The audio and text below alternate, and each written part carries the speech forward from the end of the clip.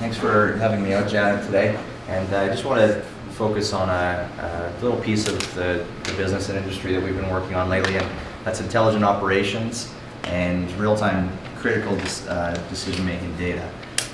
So getting information in real time to our operations teams and first responders. So as I mentioned, we call that real-time decision critical data. Just a little bit about who Snap is. We've been working in the environment of mobile video security and surveillance systems for a number of years. More recently working on being experts in delivering that information to handhelds and out into the field where it matters. Using award-winning software that allows us to distribute across wireless, satellites, and wireless mesh networks. Some of the software has won Thomas Edison awards, so it's allowing us to do some things that we just couldn't do in the past. Some of the real-time information to mobile clients, being able to access that. What we look at is if you can't access it, in the environment you're in, when you need to make that decision, then it's not as useful as it can be. And so we try to support as many platforms and make that when we got to make that decision, it's right there, regardless if it's on an iPhone or tablets, an Android, a BlackBerry, or a laptop, or whatever the viewing station may be. Making sure that you have that information at your fingertips so you can make those decisions. In this situation here, you can see live video, so real-time video right at your fingertips, but also the ability to pair that with any type of information, inventory systems, information systems, GPS data, any type of information that way.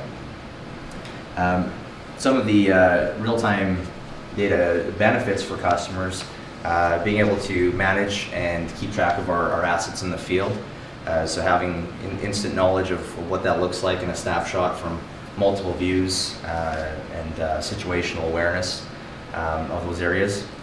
For first responders, for our emergency response teams, or even just teams who have to respond to an event in the field, being able to access that visual information and not just a phone call or in historical environment. We're also able to do things like mobile investigations. So an event might be taking place, or we got notified of an event, but we're able to actually go in and now do a quick search and do a historical search on the event, and then have that information at our fingertips instead of 30 days, 60 days, 90 days later, and trying to summarize that.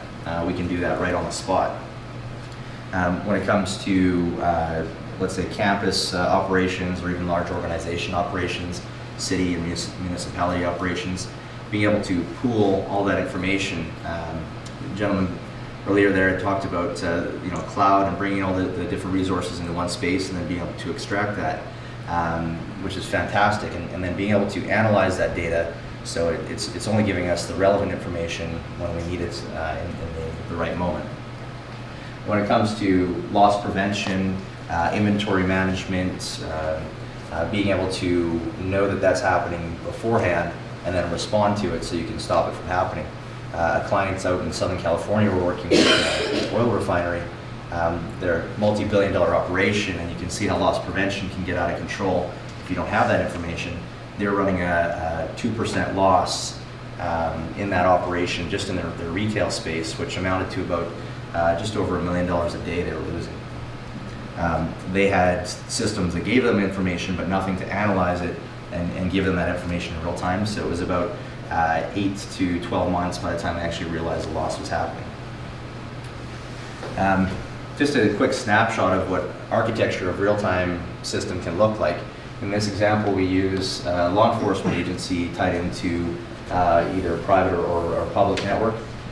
So very simple, we have cameras that acts as our sensor or our information gathering point. It comes in over a local area network or a network that provides access to a server that's able to analyze that information. So whether it's a camera, whether it's a burglar or intrusion system, whether it's information or a boiler creating sensor information back to the system, we analyze that data. We make it relevant to rules and important information to us and rule engines that we've created, and then we can spit it out across the networks to our teams. So we can kick it back up to a central monitoring area where, it could be a 911 dispatch or an area that needs to have access to this, or it can get out to our teams in the field. So locally, we can view it on our devices. I might be an inventory manager and deal with it right there, or we can get it out to the police so they can start responding to it in real time. From there, we can also feed it to the vehicles in the field or our fleet in the field as well. In that case, a mobile data terminal and a police car. What we look at a traditional data collection environments is where we, again, harness all this information. We're essentially gathering it so that if something happens, we can go back and we can look at it. This is traditionally how companies and organizations will look at their information, and they can access it from different points, but it's kind of like searching for a needle in a haystack. It's giving us limited information in real time, lots of information in historical. And not a great use of our assets and of our teams, and spend a lot of time just trying to find something. In a proactive environment, we start to leverage the assets that we have. We start to be able to actually get in and action the incident or the event before it gets further and before we even have to go into the historical. So we can start to take these real-time analytics, better leverage our resources, better leverage our manpower, and take advantage of the technology that we have in the field. So just a couple key points to what we see in businesses. When we don't have real-time data, we don't have the ability to monitor large infrastructure. So we may have, as an example, hospitals or campuses, stations, railroads, a large number of assets out in the field, but not able to pool a decision right at the moment or in real time. We have limited staffing availability, especially with the economy. In the United States, we see a lack of resources to employ. In Alberta, we have a lack of people to employ into our environment. Either way, it comes to the same point. We don't have the manpower that we could use to work with. And then we have silo-type solutions. So lots of great technologies out there, but they're all doing their own thing. And so they're not really crossing when it comes to gathering that information in real time. And not leveraging the existing systems or infrastructure. If I just look at the video surveillance environment, over just about $5–6 billion in the last, since 9/11 has been implemented. About 70 to 80% of that is not effective, not doing anything in real time for the customers and agencies. Just a quick snapshot of what we look at when we add or when we don't have real time. We say that organizations have to find a way to get more value out of their systems and out of their information. Just as an example, a typical monitoring station, whether that's video, whether that's information, could be at an oil refinery or a gas plant.